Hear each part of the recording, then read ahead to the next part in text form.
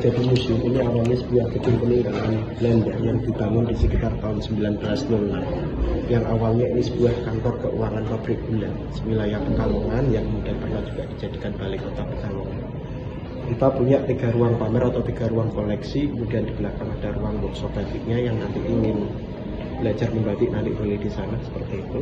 Nah kebetulan di ruang pamer yang pertama ini ada pameran. Ini batik-batik dari beberapa ibu negara. Jadi ini dari almarhumah Ibu Ani Yudhoyono, ya istri Presiden Susilo Bambang Yudhoyono. Kemudian ada juga beberapa koleksi dari ibu negara, ya, maupun dari second lady, artinya ibu wakil negara seperti itu enggak ya. Kemudian ini ada juga beberapa koleksi dari ibu menteri dari beberapa kabinet itu seperti itu. Nah, yang dari ibu wakil presiden misalnya ada dari Ibu Ani Yudhoyono, ibu wakil presiden ini dari Ibu Rami Hatta, ya istri dari wakil presiden Muhammad Hatta. Kemudian nanti ada juga dari ibu negara misalnya dari Ibu Ani Yudhoyono, kemudian nanti Ibu Asri Ainun Habibi, ya seperti itu. Nah, kemudian ini yang dari beberapa menteri, diantaranya dari Ibu Laksana Masukadi dan beberapa dari Ibu Menteri yang lain seperti itu. Nah ini ruang pamer pertama. Nah, kemudian nanti kita lanjut ke ruang pamer berikutnya, ya langsung ya. Nanti kalau mau kembali lagi silakan bisa. Kita ada 2 ruang lagi, silakan.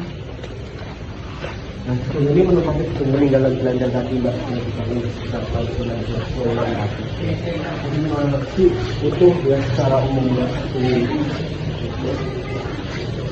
Silakan kalau mau ambil gambar, mau fotonya tadi, boleh.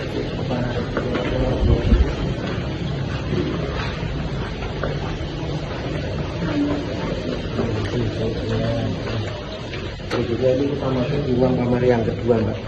Nah, untuk ruang pamer yang kedua ini kita display, kita pamerkan ada 2 tipe pembatikan yang memang awalnya berkembang di Jawa. Yang pertama yang disebut dengan batik pedalaman atau Correspond London, atau orang sering menyebutnya dengan batik keraton. Ya, jadi batik-batik ini memang umumnya berasal dari daerah Surakarta dan Yogyakarta, Solo dan Jogja. Nah, kalau kita lihat bahwa batik pedalaman ini biasanya dominan dengan warna-warna gelap. Seperti ada warna coklat atau sogan, biru tua, khusus batik Jogja biasanya dengan warna latar putih. Nah, kemudian yang menarik dari batik pedalaman itu yang motifnya itu biasanya hanya berupa lambang ataupun simbol, tapi di balik lambang ataupun simbol ini mengandung arti makna dan filosofi. Beberapa nanti motif misalnya simbol motif, motif dan wiris parang. Berbeda dengan satu tipe lagi yang disebut dengan batik pesisiran. Nah itu batik-batik yang berasal ataupun yang dihasilkan di daerah pesisir pantai utara Jawa sampai Madura.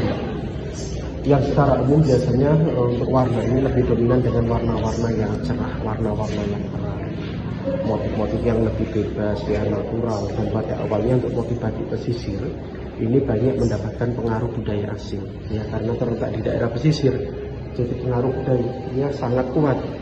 Ya, ada pengaruh dari Eropa, kemudian Cina, India, maupun Arab dan Jepang.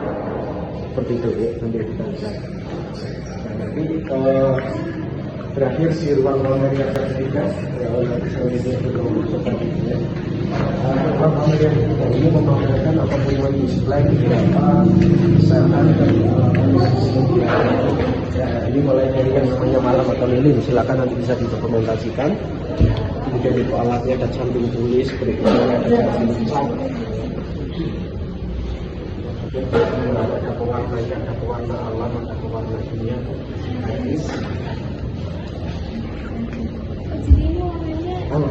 Iya, betul Mbak. Ini dari beberapa tanaman ataupun tumbuhan, bisa dari daun, dari akar.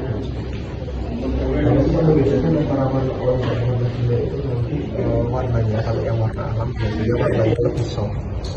Iya, jadi cenderung agak pudar seperti itu Mas. Kalau yang warna dunia ini kan warnanya lebih cerah, lebih terang ya seperti itu.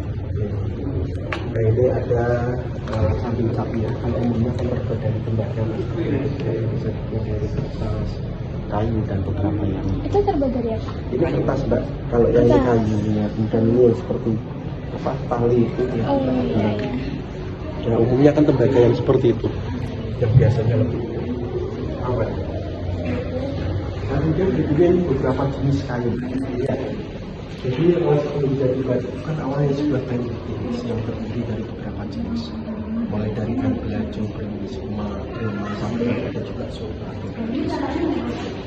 Karena mungkin kebutuhan pasar atau konsumen kan berbeda, Mbak.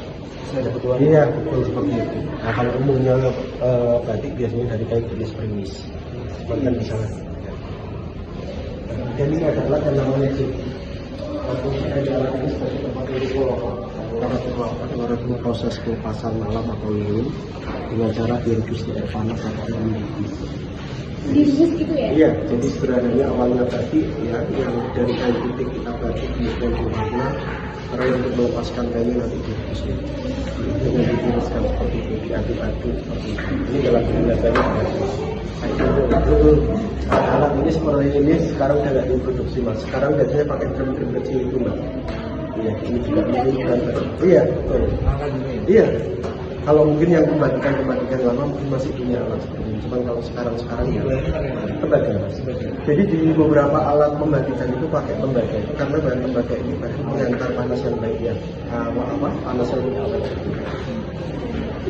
Nah, ini ada beberapa jenis-jenis tadi. Jadi kalau mungkin kita kenal bahwa semua batik itu dianggapnya sama, itu berbeda ya.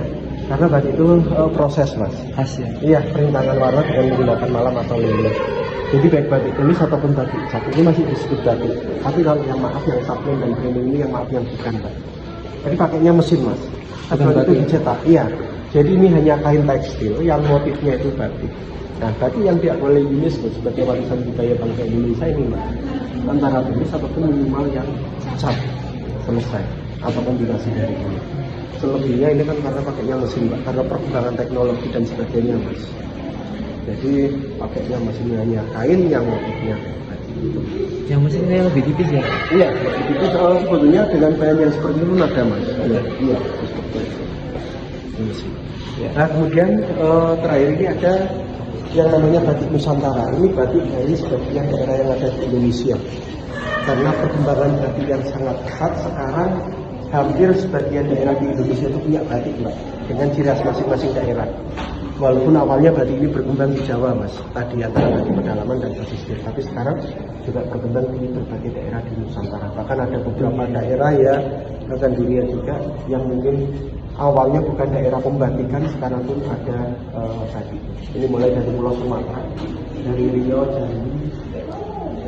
Ini motif dari daerah Bengkulu dengan motif Basura yang motifnya seperti kaligrafi Arab ya.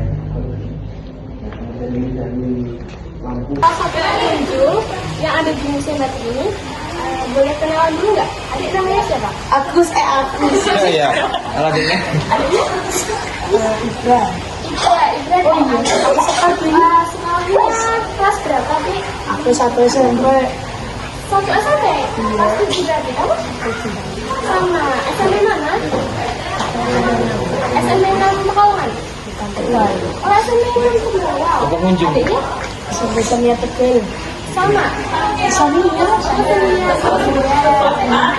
Kira apa alasan adik buat mengunjungi museum batik ini? Ya, karena tempatnya bagus dan ada batik-batiknya.